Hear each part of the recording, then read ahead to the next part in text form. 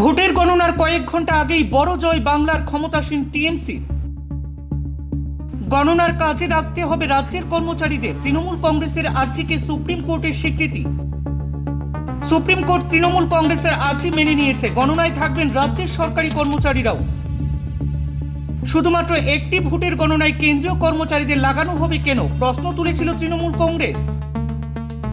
কেন্দ্রীয় কর্মচারী নিয়োগের নেপথ্যে বাড়তি সুবিধার মতলব থাকতে পারে, মেনে নিয়েছে সুপ্রিম কোর্টও।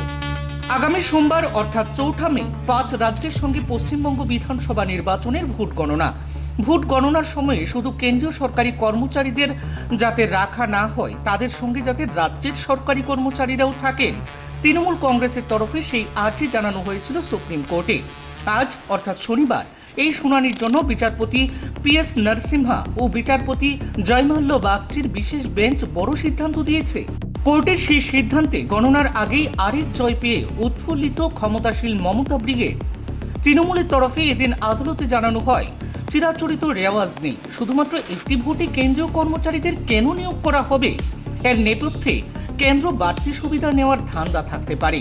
তাই বরাবরের মতো গণনায় রাজ্য ও কেন্দ্রীয় সরকারের ক্যাডার থেকে সমসংখ্যক অফিসারও রাখা হোক। এই আবেদনের পরিপ্রেক্ষিতে বিচারপতিদের বেঞ্চ নির্দেশ দেয়, নির্বাচন কমিশনের 13 এপ্রিলের সার্কুলার অনুযায়ী পুল তৈরি করতে হবে, অর্থাৎ কেন্দ্র ও রাজ্যের অফিসারদের মিলিয়েই পুল তৈরি করতে হবে। এই নিয়ম মেনে চলতে হবে কমিশনকে।